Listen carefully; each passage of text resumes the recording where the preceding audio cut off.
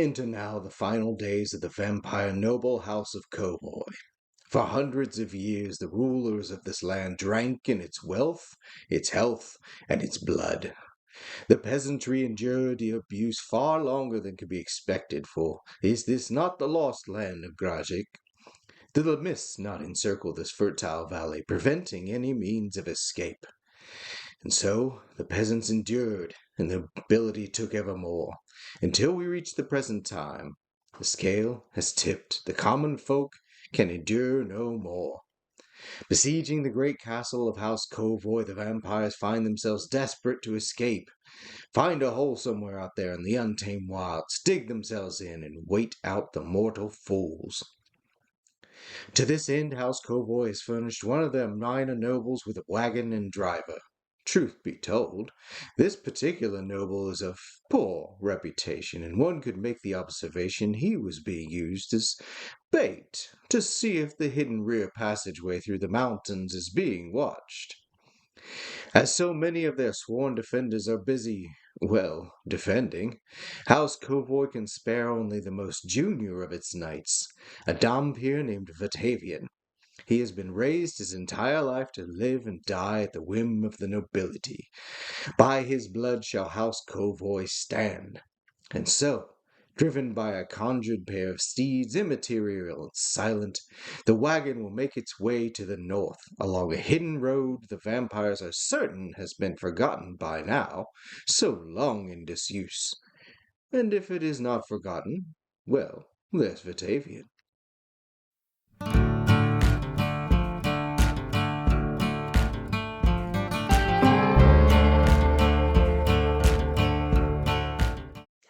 Hey there, everyone. Welcome back to the show. It is Sunday, and that means we're going to roll some dice. That's right. It's time for Soloplay Sunday, the show where I roll up a character or two, I dive into a setting or a game, I make some questionable decisions, and generally hope to entertain y'all with my hillbilly antics. Today, we're diving into a homebrew vampire estate somewhere in Ravenloft. The exact details aren't important at this time. What's important is that the local populace is tired of being literally bled dry by these bloodsuckers, and they've risen up in a gigantic mob to burn the place down, vampires inside. So the defense isn't going so well, doubly so as it is daytime and the defenders aren't even at a fraction of their strength. In this situation, there's going to be panic. There's going to be rats fleeing the sinking ship. There is a long disused path to the north. The vampires figure the short-lived mortals probably don't even remember. They could escape that way. However, to test out the theory that's been forgotten, they're going to send out a sacrificial lamb, some minor noble nobody really likes, driven by their most junior knight, whose presence or absence isn't going to sway the battle. So, here is our hero, Vatavian. He's a Dhampir, a half-vampire. In my headcanon, House Covoy, and probably other noble vampire houses, encourage breeding Dhampirs as they would make perfect protectors during the daylight hours, more powerful than a simple mind-addled slave, and not instantly turned to ash during the light of day. When humans are most likely to strike at sleeping vampires. Also, starting him at level 1, as I figured they wouldn't send their best out the back just yet. They want to see if it was clear, and if it wasn't, what kind of resistance is there if Vatavian survives and reports back. Plus, they can spare level 1 without having any effect on the defense of the keep. So they load up a wagon with the slumbering noble, they give Vatavian his instructions, summon some spectral steeds, who can even keep up with the horse maintenance these days, and they set him off to the northern path to see if it's clear.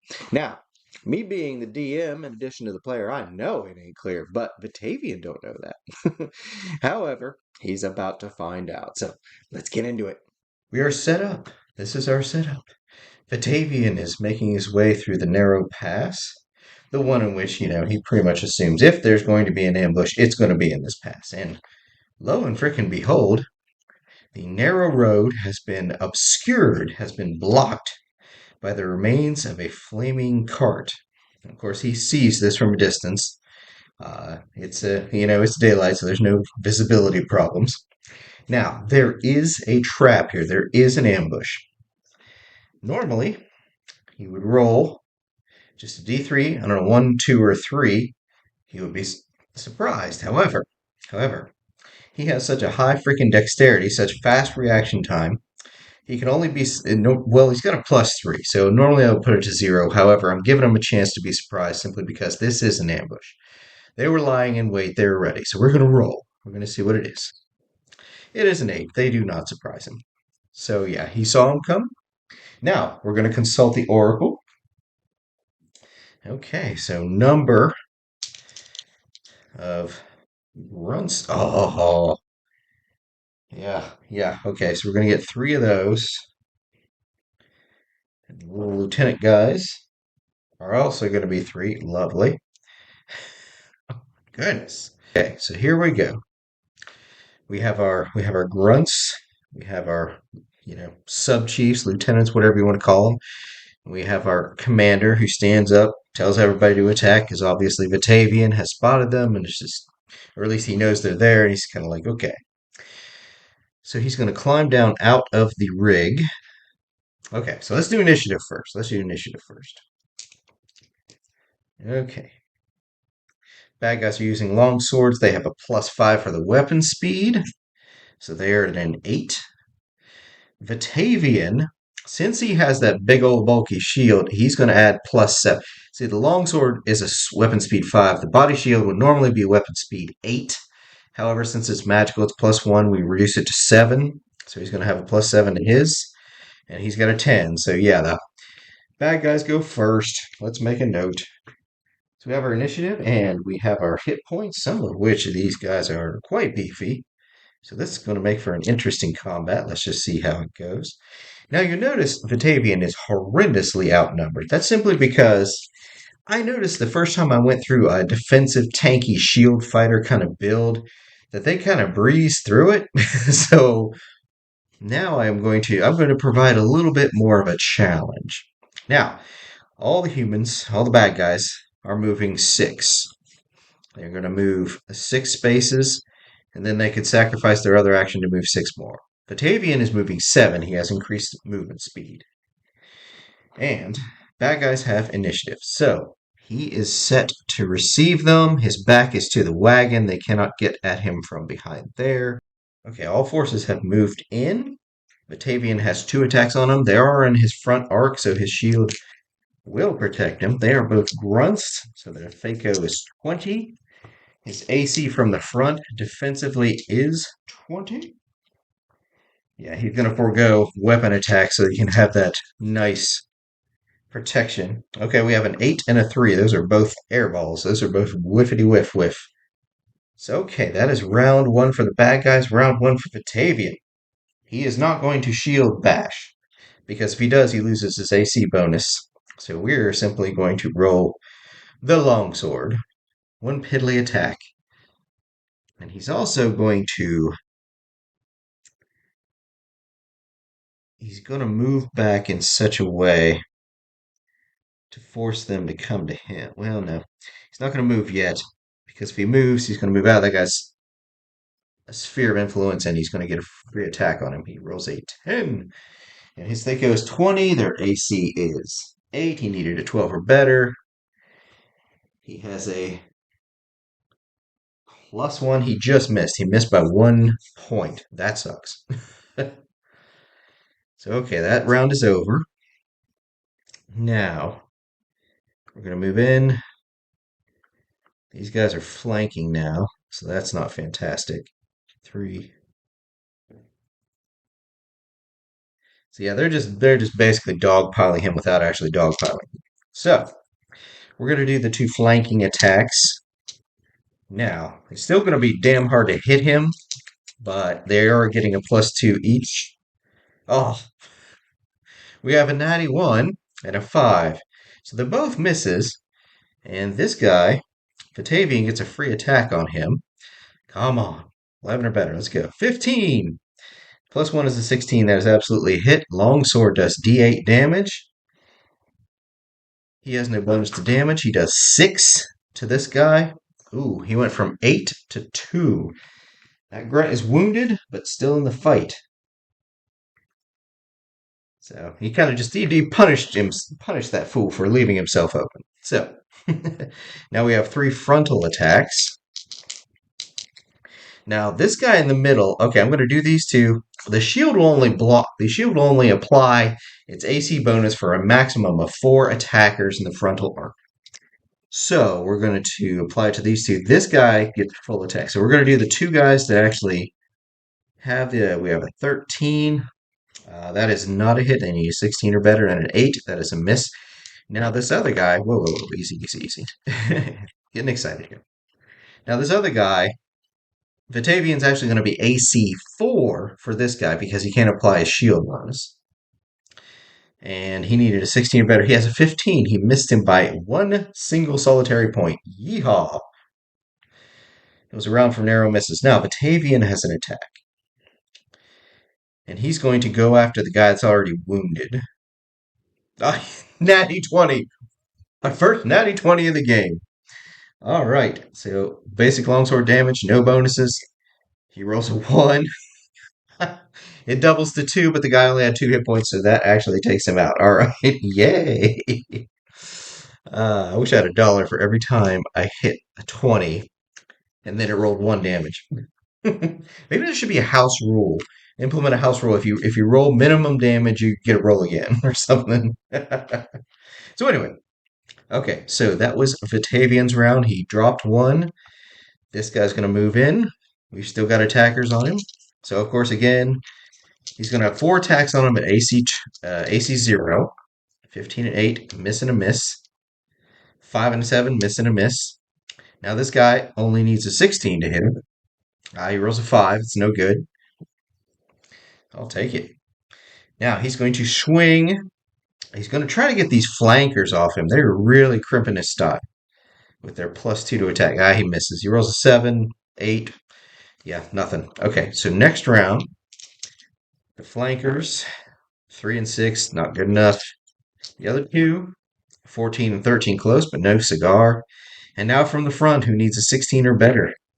Yeah, that's 11. That is a miss. Almost flew off the table. Again, Fatavian swings. One of these flankers.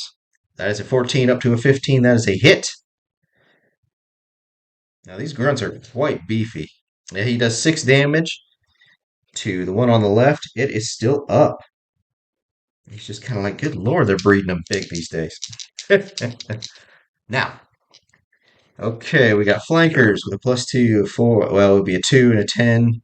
Be a 4 and a 12. If it misses. No modifiers. 7 and 8. That's a miss. And finally, up front, he's a 16 or better. He rolls a 6. Not good enough. Wow. Those black dice are really being mean. Not that I'm complaining. We got a 6v1 situation here. Okay, Vatavian. 18 plus 1 is a 19 as a hit. He's hitting the same wounded one for 6. Drops him. Nice. Okay, we're starting to thin out the numbers.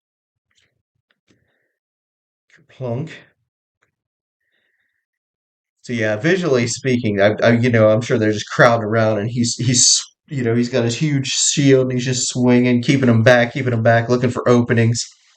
So okay, so he just went. We're at another round. We can do some movements. This guy's going to move up, and the commander's going to move over here. So we have more flanking. Now this guy has Thaco 19, and he's got a +2 to hit AC 0. So we have a natty 20. That would be a hit, and an 8 is a miss. So natty 20. What is this guy's damage? Oh, these guys have long swords. This isn't good. Oh, well. So the damage rolled was 8.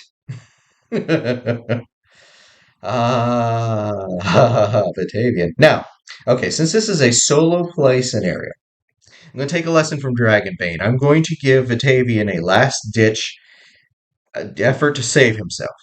Okay, so what he's going to do is he's going to forego his next round's attack, this round's attack, to emergency block this thing, which may very well destroy a shield. I'll have to check.